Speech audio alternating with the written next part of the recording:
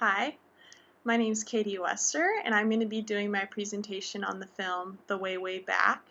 It wasn't a very popular film, but it came out last year, and it has a couple main actors in it, such as Steve Carell and Maya Rudolph, who's the bride and bridesmaids. The synopsis of the film is it built itself around a 14-year-old boy named Duncan and his summer away where he's living with his mom, his mom's boyfriend, and his mom's boyfriend's daughter. Duncan is very quiet and reserved and conflicts a lot with his mom's boyfriend throughout the film because he's constantly trying to nag him and shows dominance over Duncan.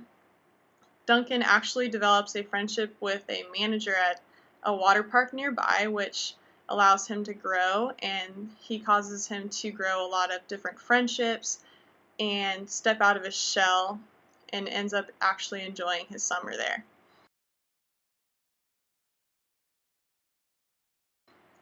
The first main concept that I wanted to look at is self-concept, which, according to the textbook, is composed of everything we think and feel about ourselves, which includes our self-image, which is the person you believe yourself to be, and then our self-esteem, which is our self-evaluation of our self-worth.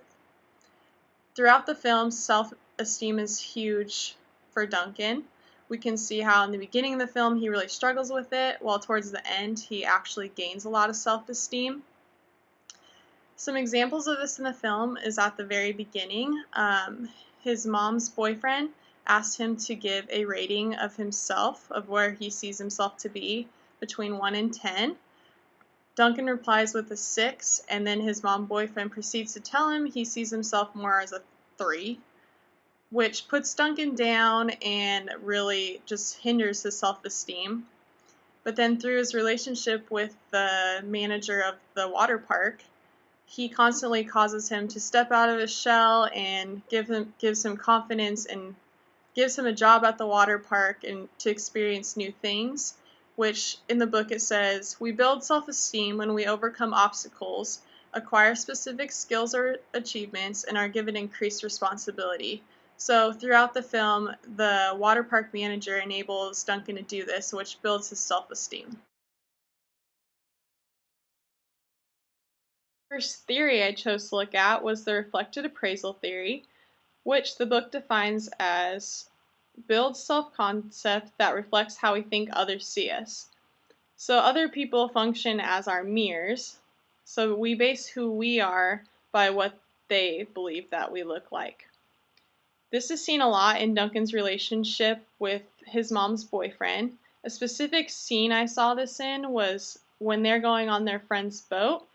Duncan's mom's boyfriend forces him to wear a life vest while no one else is wearing one, which humiliates him and causes him to feel worse about himself. So he's reflecting the way he feels about himself based on his mom's boyfriend's opinion on what Duncan feels like.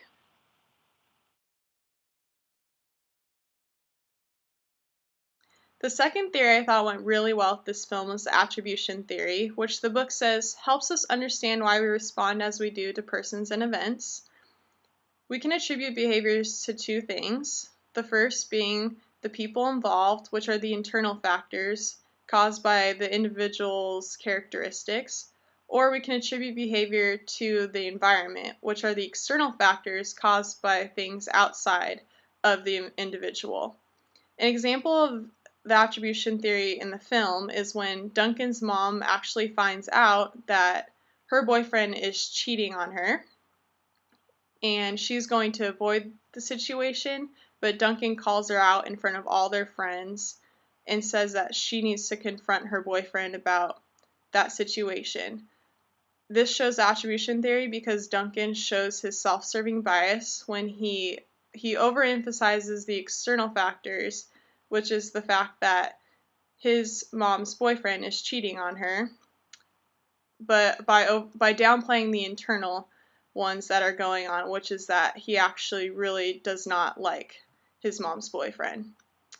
And though he's emphasizing things outside of his control, it really helps build up his self-esteem, and you can see that he's growing self-esteem in this moment.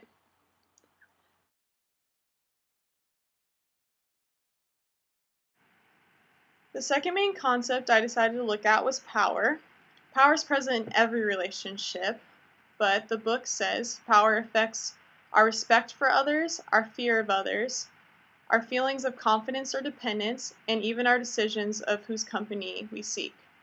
Throughout the film, we can see this in Duncan's mom's boyfriend because he exerts a lot of power over the course of the entire movie. A couple examples of this are when he confronts Duncan about this little dent he found in his car and if Duncan did it, but he does it in a very passive manner, which shows he's still trying to exert his power but keeps it on the down low. He also does this when they are eating dinner, and he tells Duncan that in his house they clear their plates. And he just shows certain lines throughout the film where he's exerting his power over Duncan and even over Duncan's mom.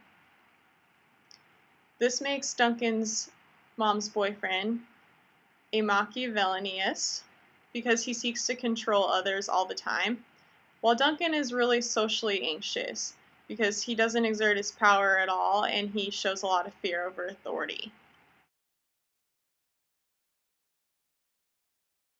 The third concept I chose to look at, and that I'll finish with, is nonverbal communication. The book defines nonverbal communication as the actions or attributes of humans, including their appearance, use of objects, sound, time, smell, and space, that have socially shared significance and stimulate meaning in others. This just helps distinguish what the relationship looks like and the interpretation of the message that individuals are trying to send.